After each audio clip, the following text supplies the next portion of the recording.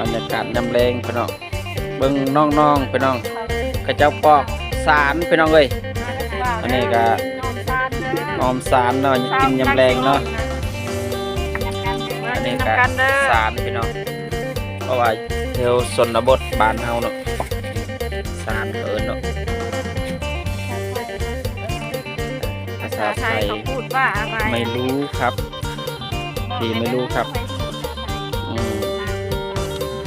พวกน้องๆออกสารไปน้องเอ้ยบรรยากาศยำแรงเนาะเหมาะกับบรรยากาศเลย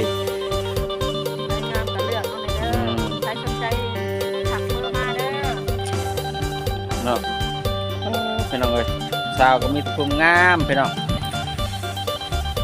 เบิ่งแน่เบิ่งกองนี่ตัวนี่ก็งามพี่น้องนี่สาวลาวพี่น้อง ทำไทย สาวคนไทยเนาะ